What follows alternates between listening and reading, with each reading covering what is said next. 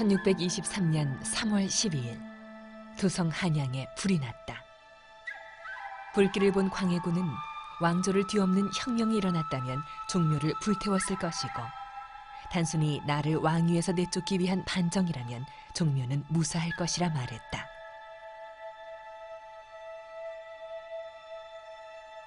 이때 창경궁 바깥쪽에 난 불을 잘못 본 내시가 종묘에 불이 났다고 아랬다.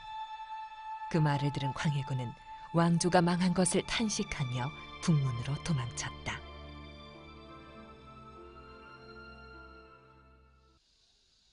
조선 500년 영욕의 역사. 종묘 역시 그 역사와 함께했다. 임진왜란이 일어났던 1592년 4월, 왜군은 파죽지세로 한양을 향해 행군하고 있었다.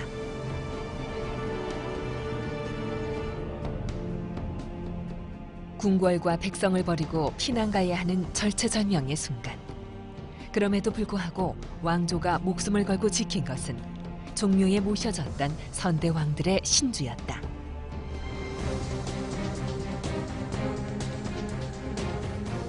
하지만 개성에 도착해서는 신주를 모시는 일마저도 쉽지 않았다.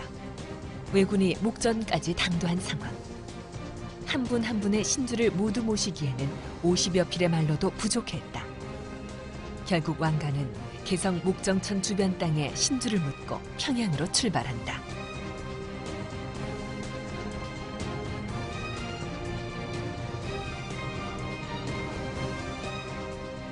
왜군이 점령한 땅에 남겨두고 온 신주.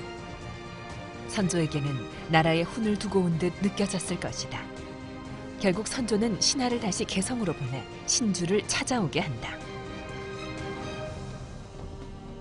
명나라로 망명을 가느냐 마느냐 선택의 기로에 선 순간까지도 신주만은 지키려 했던 것이다. 전란 속 왕가의 노력으로 신주는 무사히 지켜졌지만 종묘는 그렇지 못했다. 한양을 점령한 왜군들은 종묘를 주둔지로 삼았다. 그런데 기이한 일이 벌어졌다. 밤마다 신실에서는 울음소리가 들려왔고 귀성을 지르고 피를 토하다 죽어가는 왜군 병사들이 생겨났다. 이런 일이 계속되자 왜군은 종묘를 송두리째 불태워버린다.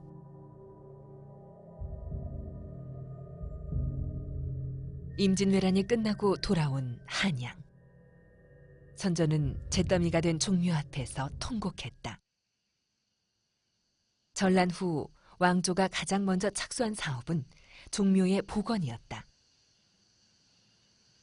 임금이 머무르는 어떤 궁궐보다도 종묘가 우선이었다. 외적의 침입이 계속되면서 종묘와 신주의 순환사도 계속됐다.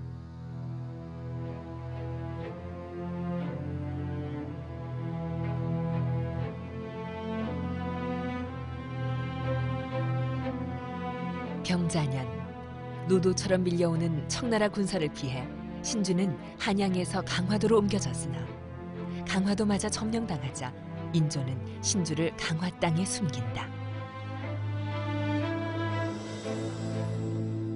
하지만 그 과정에서 그만 몇 개의 신주가 훼손되고 말다.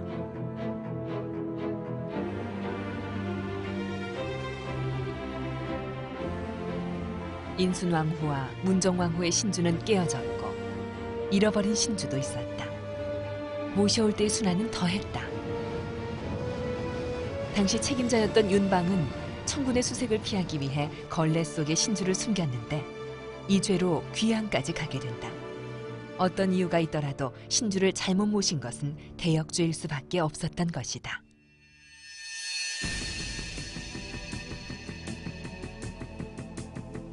반정이 있던 날 새벽, 종묘에서 불이 났다는 말에 광해군은 왜 궁 밖으로 도망쳤을까?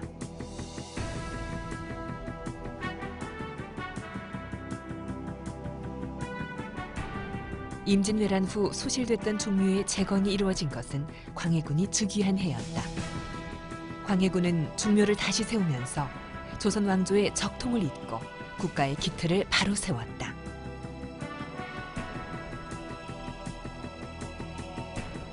광해군에게 종묘는 전란 속에 다시 세운 나라, 조선 그 자체였던 것이다.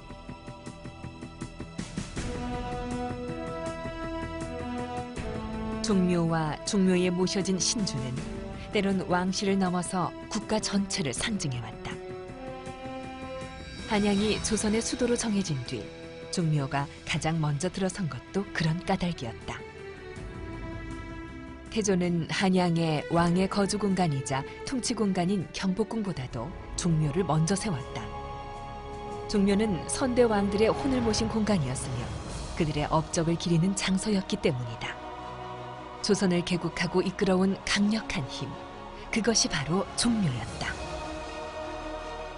전란으로 인해 피난길에 오르면서도 왕조는 이곳에 모셔진 정신만은 지키려 했다. 궁궐은 없어져도 종묘는 보존돼야 나라를 지킬 수 있다는 믿음이 있었기 때문이다. 조선인들에게 종묘는 국가를 넘어선 그 이상의 공간이었다.